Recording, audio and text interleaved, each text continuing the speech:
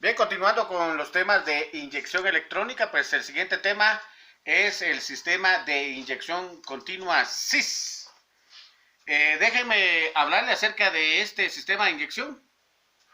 Este sistema de inyección de combustible es controlado por fuerzas neumático-mecánicas. ¿Qué significa esto? Que estos primeros sistemas de inyección electrónica que fueron impulsados y construidos por la firma Bosch, son sistemas que van a ser activados por medio de una presión neumática, ¿verdad? Ya sea por vacío, y una presión hidráulica, que es la fuerza que la bomba va a dar al inyector para que en determinado momento o de forma continua, como lo dice su nombre, pues esté enviando combustible. Entonces acá pues aún no se conocía lo que era un pulso de inyección, ¿verdad? El inyector no era activado por fuerza electromagnética. En el sistema de inyección continua, todos los inyectores suministran combustible al mismo tiempo. Los inyectores no tienen ningún tipo de control eléctrico, se activan por presión de combustible. Claro, como lo vemos acá, ¿verdad? Dice, los inyectores no tienen función dosificadora, se abren tan pronto como se supera la presión de apertura. Producen un chirrido por vibrar su aguja a alta frecuencia cuando inyecta, consiguiendo un efecto de pulverización del combustible, cuando la presión del sistema desciende por debajo de la apertura de la válvula. Entonces vemos acá un esquema, ¿verdad? Vemos acá el motor, ¿verdad? Vemos el múltiple de admisión, el tubo de admisión. Vemos acá un plato sonda, ¿verdad? Estos sistemas ya han desaparecido, ¿verdad? Pero hay que hacer una diferencia. Sistema de inyección continua porque constantemente envía combustible, ¿verdad?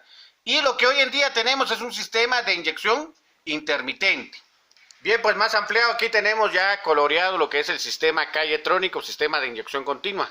Nuevamente repito, aquí tenemos la parte del motor, la parte del sistema de admisión, tenemos acá un plato sonda, ¿verdad? Tenemos el distribuidor dosificador de combustible, ¿verdad?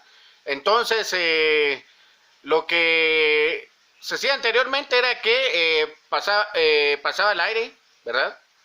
En este plato sonda. Entonces, cuando el plato sonda medía la presión del aire, pues activaba, ¿verdad? Lo que era el medidor de caudal del aire, ¿verdad?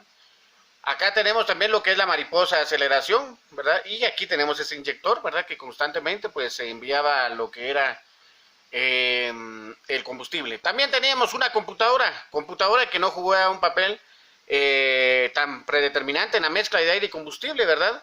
Sino que tenía otras funciones no tan básicas. Entonces, vemos aquí el sistema de alimentación, vemos el tanque de combustible, vemos acá el regulador de presión del sistema, vemos acá lo que es el filtro de combustible, vemos un acumulador de combustible, vemos la electrobomba o bomba de combustible. Recuerde que hemos visto el sistema de inyección intermitente, pues ahora tenemos, continua, ahora vemos el sistema de inyección intermitente. En este caso tenemos un sistema de inyección LG-Tronic, ¿verdad? Aquel era Calletronic. Si ustedes se dan cuenta, hay una característica muy importante, un BAF, ¿verdad? Un BAF que lo vemos en algunos automóviles ya de modelos viejitos, podemos decir, ¿verdad?